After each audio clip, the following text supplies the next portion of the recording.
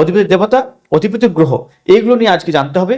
এবং পরবর্তী যে ক্লাসটা থাকবে সেটা সম্পূর্ণভাবে আপনারা জানতে পারবেন যে সমস্ত গ্রহের বিন্যাসগুলো কিভাবে হচ্ছে এবং গ্রহের সঙ্গে সঙ্গে নক্ষত্রের বিন্যাস কি হচ্ছে, এবং একটা নক্ষত্র তার যে ডিগ্রি সেটা সম্পূর্ণ করছে কোন কোন রাশি বা কোন কোন হাউসকে নিয়ে। অর্থাৎ কিছু কিছু নক্ষত্র রয়েছে, কিছু অংশে একটা চরণ একটা ঘরে হলো বা একটা রাশিতে, বাকি 3টে চরণ অন্যতে। আবার কারো দেখা যায় 2টো চরণ একটা রাশিতে আর 2টো চরণ অন্য জায়গাতে। আবার দেখা যায় একটা চরণ এক রাশিতে 3টে চরণ অন্য জায়গাতে। অর্থাৎ 4টি চরণের মধ্যে 1 চরণ 2 চরণ এবং 3 চরণ এইভাবে কিন্তু এদের ভাগ রয়েছে। অর্থাৎ এখানে যেমন দেখা যাচ্ছে 1 2 3 অর্থাৎ অশ্বিনী ভরণী কৃত্তিকা, এবং 3 4 5, তাহলে 3 হচ্ছে আবার কৃত্তিকা রোহিণী এবং মৃগশিরা। এই হচ্ছে ভাগগুলো রয়েছে। কেন হয়েছে, কি কারণে হয়েছে, তার কিন্তু বিশেষ আলোচনা রয়েছে। আজকে যেটা জানবো আমরা, আজকে জানবো যে এই নক্ষত্রটির অধিপতি দেবতা এবং অধিপতি গ্রহ কি আছে। প্রথমে আমরা নক্ষত্রের নামগুলো জেনে নেব পর্যায়ক্রমে। এই যে নক্ষত্রের নামগুলো অশ্বিনী ভরণী কৃত্তিকা রোহিণী মৃগশিরা আদ্রা পুনর্বসু পুষ্যা অশ্লেষা মঘা পূর্ব ফাল্গুনী উত্তর ফাল্গুনী হস্তা চিত্রা স্বাতি বিশাখা অনুরাধা জ্যৈষ্ঠা। মূলা পূর্বসারা উত্তরসারা শ্রবণা ধনিষ্ঠা শতভিষা পূর্ব ভাদ্রপদ উত্তর ভাদ্রপদ রেবতী। এই হচ্ছে 87টি নক্ষত্র।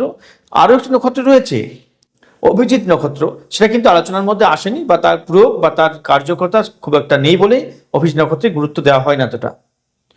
প্রথমত আমরা এই 27 নক্ষত্র নিয়ে আলোচনা করব, জানবো। তাহলে এই 87 নক্ষত্র তাদের অধিপতি দেবতা কি? অধিপতি দেবতা জানতে গেলে যেভাবে সাজানো হয়েছে ছকটা এইভাবে জানতে হবে।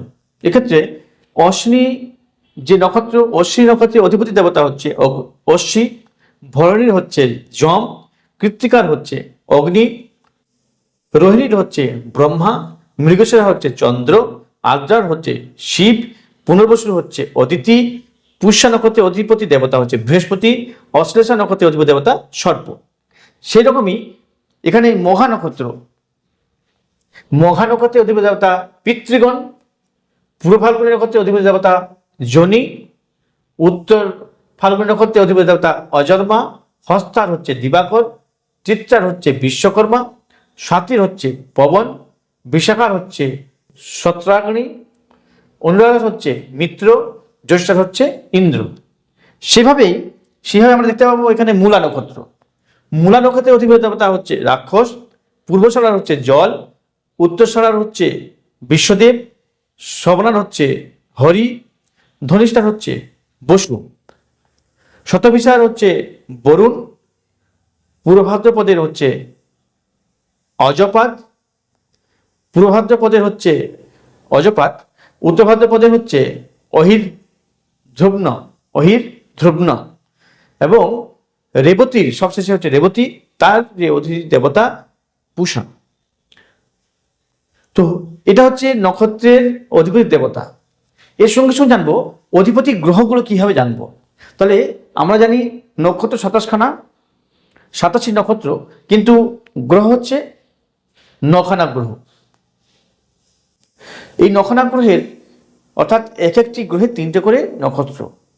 এখানে এই ছকটার মধ্যে বুঝতে পারবো, এই যে ছকের মধ্যে অশ্বিনী মঘা মূলা পরপর যে রয়েছে, অর্থাৎ 1 নম্বর 10 নম্বর 19 নম্বর নক্ষত্র। এখানে একটা ফর্মুলা রয়েছে, যেমন 9 যোগ করে করে যদি যাই আমরা যে নক্ষত্র ধরবো তার সঙ্গে 9 যোগ করে যখন যাব তখন পাওয়া যাবে কিন্তু যে নক্ষত্র, সেই নক্ষত্র এবং ওই নক্ষত্রের অধিপতি গ্রহ কিন্তু একই হবে।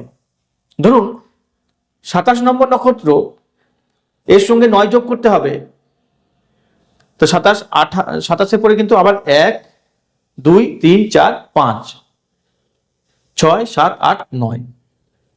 তাহলে এখানে আমরা এই যে চলে আসছে আবার 9 নম্বর ঘরে। তাহলে এই 9 18 এবং 27 এর কিন্তু নক্ষত্রগুলোর একই গ্রহ, সেটা হচ্ছে বুধ। এইভাবে আমরা প্রতিটি জানবো।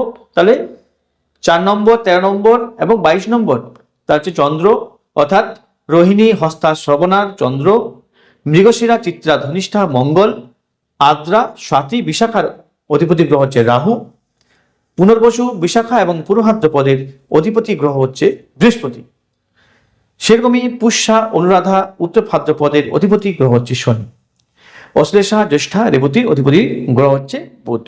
তাহলে টোটাল 87 নক্ষত্র, প্রতিটি নক্ষত্র বা প্রতি 3টি নক্ষত্রের জন্য একটি করে গ্রহ, অর্থাৎ 3টে নক্ষত্রের একটি গ্রহ কমন রয়েছে, বা এটা বলতে পারি একটি গ্রহের 3টি নক্ষত্র।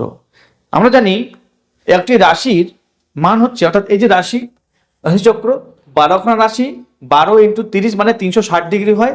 তাহলে একটা রাশির পরিমাণ হচ্ছে 30 ডিগ্রি। এই 30 ডিগ্রি কিন্তু একটা নক্ষত্রের নয়, 3টে নক্ষত্র নিয়ে একটা রাশি হয়, কিন্তু সব নক্ষত্রের মান কিন্তু একই থাকে না। একটা নক্ষত্রের সম্পূর্ণ মান হচ্ছে 13 ডিগ্রি 20 মিনিট, 13 ডিগ্রি 20 মিনিট। তো এখানে 13 ডিগ্রি 20, 13 ডিগ্রি 20 যদি হয়ে যায় তাহলে 26 ডিগ্রি 40 হচ্ছে। 26 ডিগ্রি 40 যদি হয়, তাহলে 30 ডিগ্রির মধ্যে যদি আমরা 26 ডিগ্রি 40 পেয়ে যাই, তাহলে বাকি যেটা অংশ থাকছে, বাকি যেটা থাকছে 3 ডিগ্রি 20 মিনিট, তাহলে 30 ডিগ্রি কমপ্লিট হচ্ছে। তাহলে এই যে নক্ষত্রের মানটা, এই নক্ষত্রের মান অর্থাৎ 3 নম্বর নক্ষত্র কৃত্তিকার, তাহলে মেষ রাশিতে কৃত্তিকা থাকবে 3 ডিগ্রি 20 মিনিট, বাকিটা থাকবে কিন্তু 10 ডিগ্রি চলে যাবে বৃষতে। এটা হচ্ছে গ্রহ সঙ্গে সঙ্গে যে নক্ষত্রের বিন্যাসটা কিভাবে হয়, এটা একটু ক্লাসটা রয়েছে, বড় ক্লাস, এটা এই মুহূর্তে জানতে পারবেন না হয়তো, কারণ আগে এগুলো জানতে হবে তবেই ওটার ক্লাসে আসতে পারবেন, কারণ ওখানে বিন্যাসটা আবার একটু অঙ্কের ব্যাপার রয়েছে, এখানে ক্যালকুলেশন ব্যাপার রয়েছে। আগে এটা মৌখিকভাবে জানার চেষ্টা করুন। এর মধ্যে দেখবেন আবার কিছুগুলো ভাগ রয়েছে। এর মধ্যে দেখা যাবে যে অধিপতি দেবতা যেমন রয়েছে, অধিপতি গ্রহ যেমন পেলাম, সেরকমই কিন্তু নক্ষত্রদের আবার বিভাজন হয়েছে, অর্থাৎ নক্ষত্রদের প্রকৃতি, নক্ষত্রদের অবস্থা এবং নক্ষত্রদের যে স্বভাবগত বিষয় নিয়ে কিন্তু কিছুটা ভাগ রয়েছে। নক্ষত্রের বিভাজন দেখুন, এখানে স্থির নক্ষত্র, চর নক্ষত্র, উগ্র নক্ষত্র, ক্ষিপ্র নক্ষত্র, মৃদু নক্ষত্র, এগুলো হচ্ছে নক্ষত্রের বিভাজন, অর্থাৎ নক্ষত্রের প্রকৃতি, নক্ষত্রের ভাগ, নক্ষত্রের স্বভাবগত, কোন নক্ষত্রে কি প্রকৃতির হতে পারে সেটা কিন্তু এখানে ভাগ করা হয়েছে। কি কি হচ্ছে তাহলে? স্থির নক্ষত্র, চর নক্ষত্র, উগ্র নক্ষত্র, ক্ষিপ্র নক্ষত্র, মৃদু নক্ষত্র, তীক্ষ্ণ নক্ষত্র, মিশ্র নক্ষত্র, ঊর্ধ্বমুখ নক্ষত্র, পার্শ্বমুখ নক্ষত্র, অধমুখ নক্ষত্র এবং পুং নক্ষত্র। নক্ষত্রগুলো বিন্যাস করা হয়েছে, অর্থাৎ বিভাজন করা হয়েছে বিভিন্ন ক্যাটাগরির মধ্যে, অর্থাৎ ক্যাটাগরি তৈরি করা হয়েছে। এই ক্যাটাগরির মধ্যে নক্ষত্রগুলো থাকবে, সেটা একসাথে একাধিক নক্ষত্র থাকতে পারে, এবং দেখা যাবে একই নক্ষত্রে কিন্তু অনেকগুলো গুণ লক্ষ্য করা যাবে। এই যে গুণগুলো, অর্থাৎ একাধিক নক্ষত্র দেখা যাবে অনেকগুলো ক্যাটাগরির মধ্যে পড়ছে।